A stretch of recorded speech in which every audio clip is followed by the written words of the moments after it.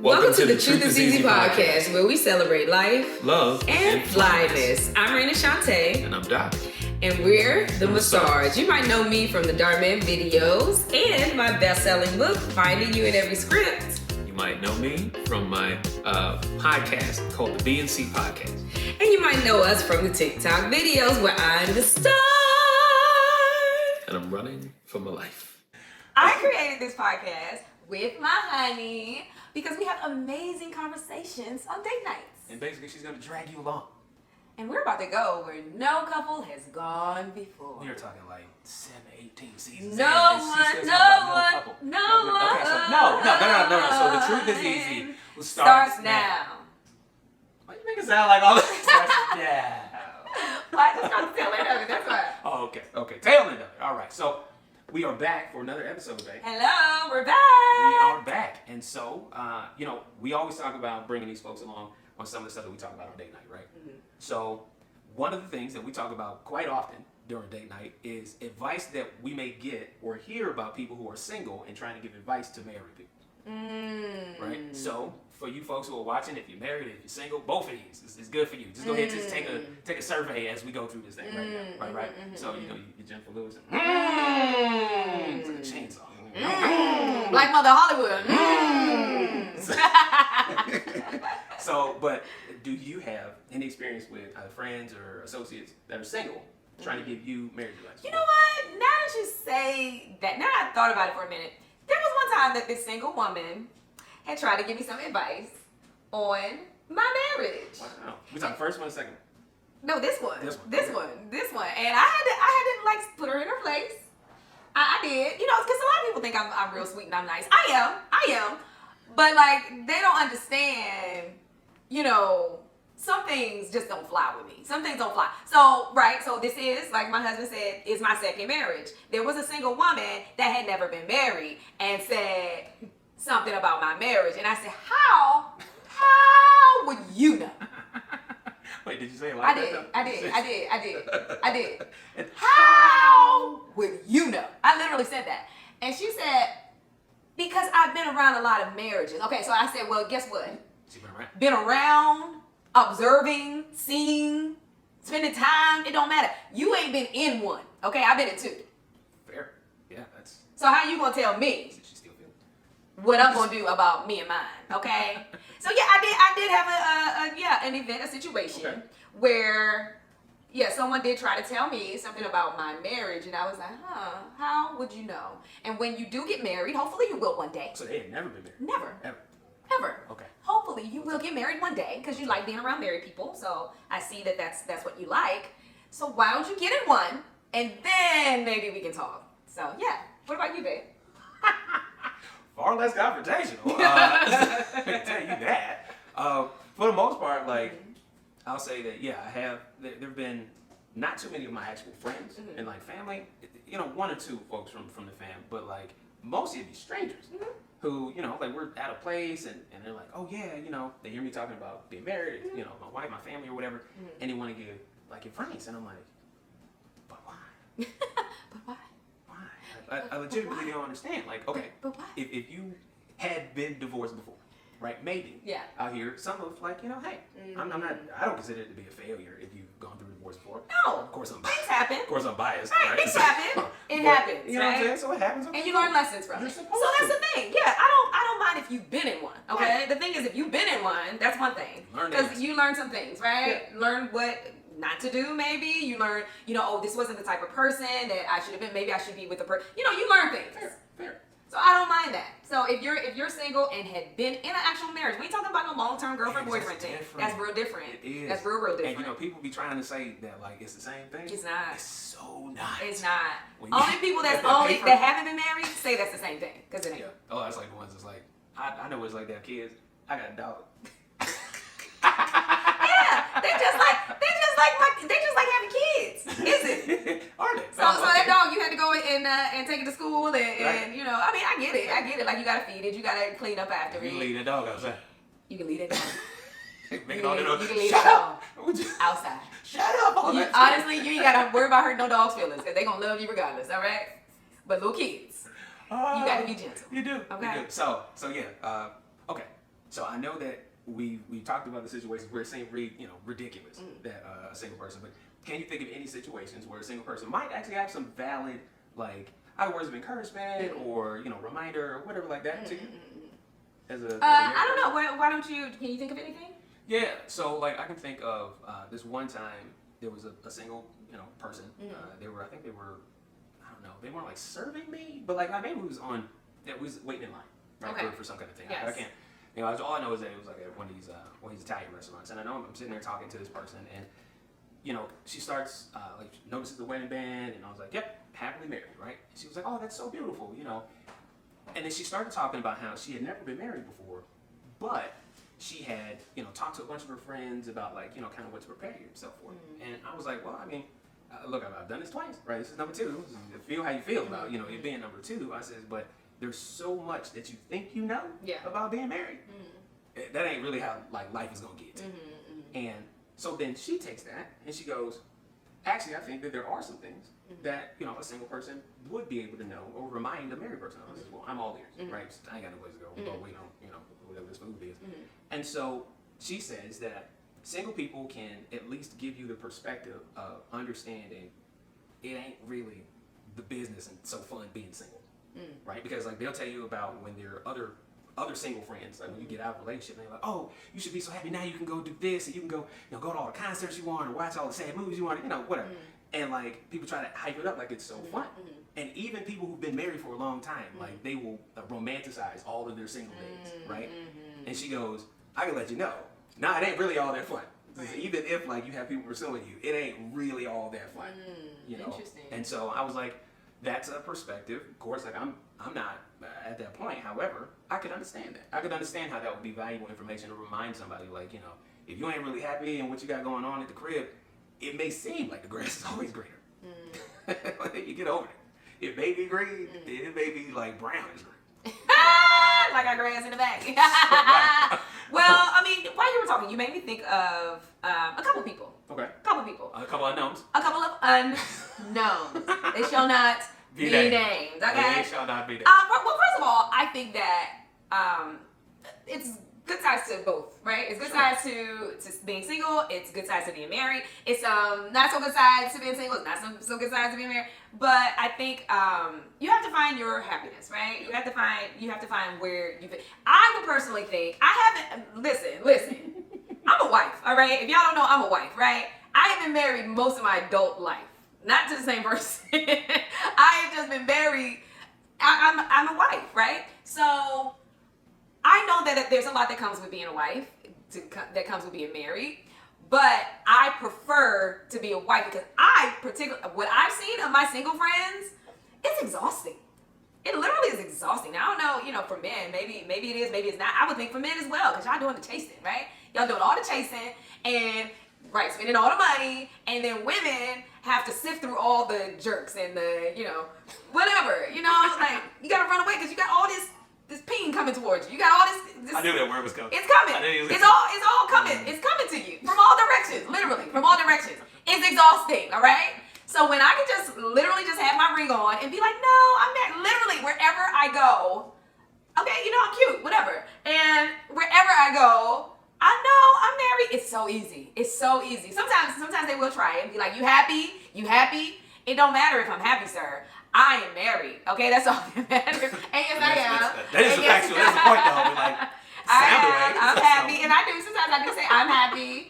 But the thing is that I feel like for a bunch of women that ain't married, y'all, I know it's exhausting. I know it's exhausting to be married, to be single.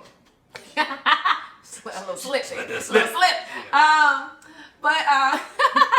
So the thing is that I know that I have gotten advice from some friends, right? Where they're just like, don't let yourself go. A man will try to make you believe, oh, no, you should be natural. Oh, you don't need to put no makeup on. Oh, you don't need to dress like that. You can just put on your long johns and I'm going to be happy. Oh, you just get real thick. You get 150, 180, 195 pounds. Oh, I'm going to like that. Yeah, thick. I like them thick. And then they go out here and then they want little Barbie doll, right? So I've gotten advice like that from my single friends. And I'm like, okay, I receive that because I still, honestly, it's not necessarily for my husband. Yes, I do want my husband to be attracted to me, but how do I like to feel? How do I like to look? I like to look fun and sexy and happy. You know, I love to put makeup on. I like to try different hairstyles. I like to keep things fresh and fun, right? So in that process of me just loving on myself and loving how I feel, working out and looking good and fresh, and you know, I like the word fresh. I keep saying fresh. But I would think that would keep my husband interested, right? Because it certainly keeps other men interested. You know, if I do let myself go, which a lot of women sometimes, hey, life just happens. You have a ton of kids. You got 2, 3, 5 kids. You know, you ain't necessarily worried about, you know, your dress size no more. Like, you worried about feeding these kids, right? Getting them to their soccer practice, whatever it is that you're worried about. You know, you forget the look. So I have gotten advice like that from a single friend to keep yourself looking good, girl, no matter what. Yes. When does your husband's opinion actually come into play? Because here's the thing. These single ladies is talking because they single. As such, I don't mind. Keep yourself up. Once you look great. Yeah. But if your husband has a preference, and when he met you, you was able to display that preference. Now, you ain't got to do it all the time. But at some point, his preference should matter. Sure.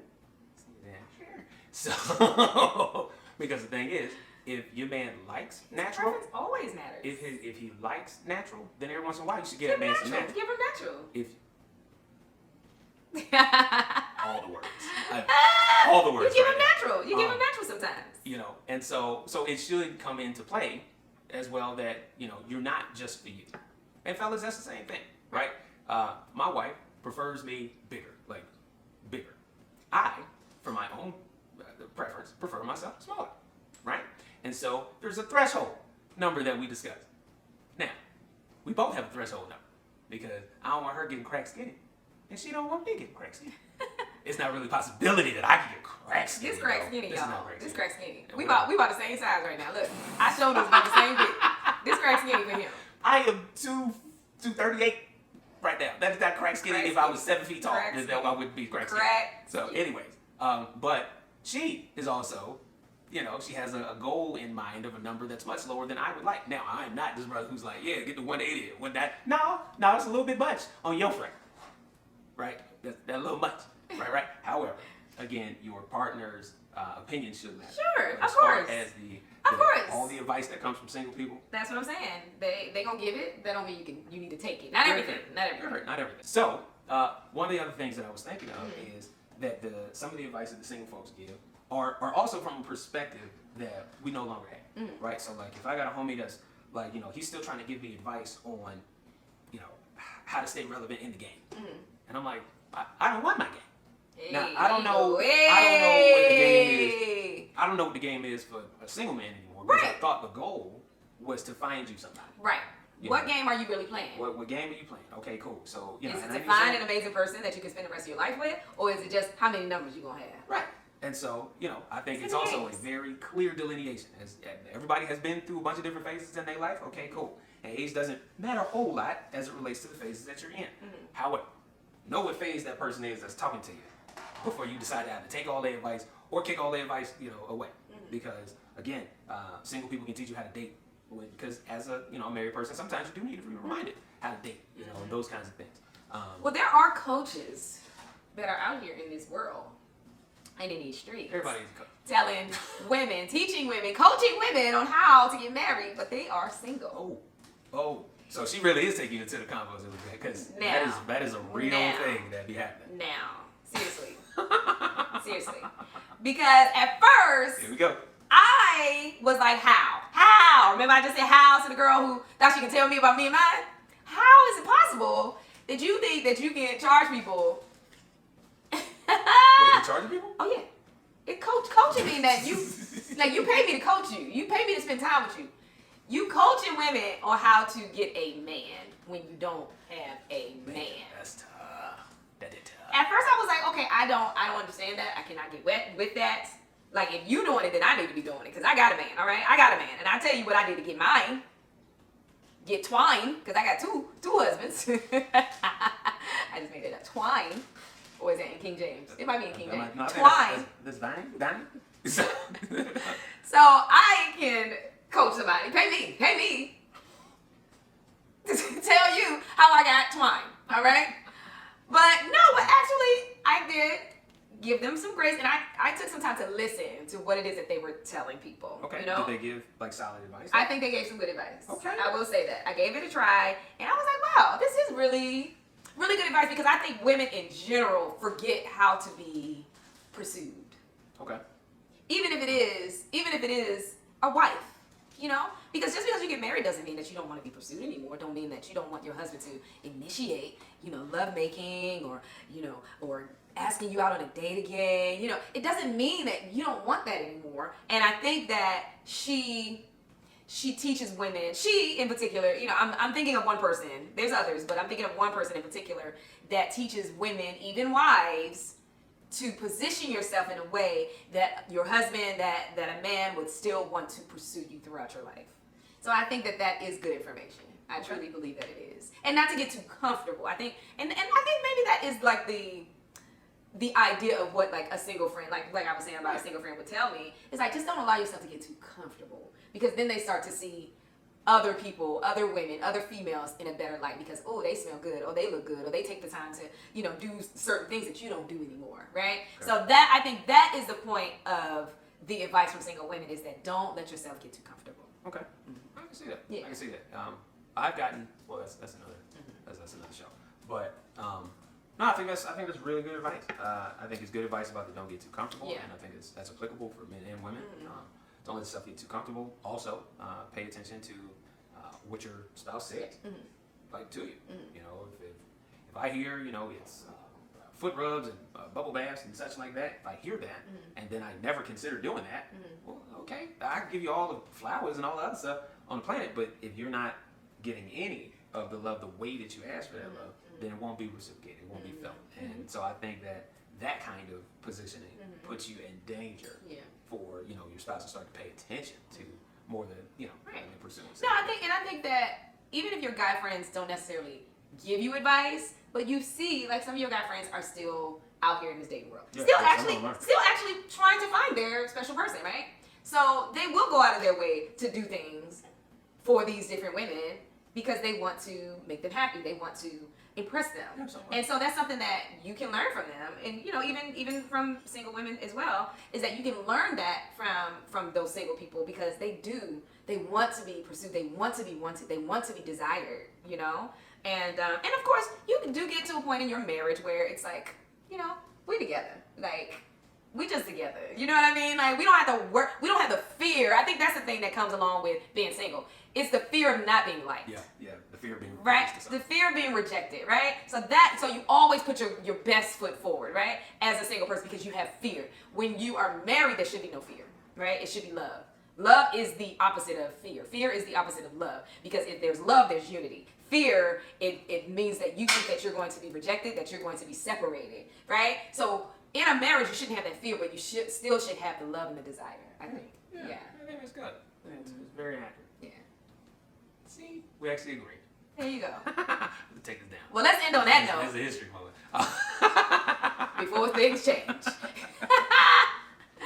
Oh man! So again, I think it's a great experience to just consider some of the advice that you get, weigh it, but in the end, always remember it is your marriage. That's right. You are in one marriage with one person at a time, unless you're in like Utah or something like that. But in the rest of America, you get one marriage at a time to one person, and so make sure that you are living as best of a life as you can with that person. Yes. And for yourself. Yes. Like you do still have to remember yourself.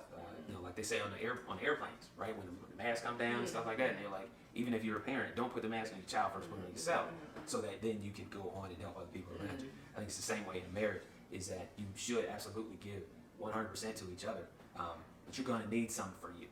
You're going to need something to preserve who you are, for you to grow as an individual and as a person, and then be a better partner.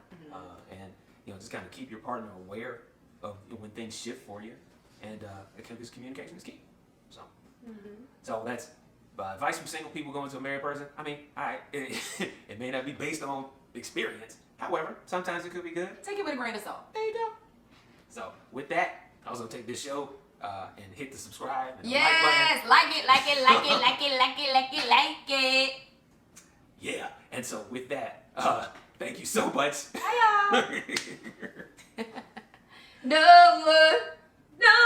Nope. That's it. That's it. It's getting no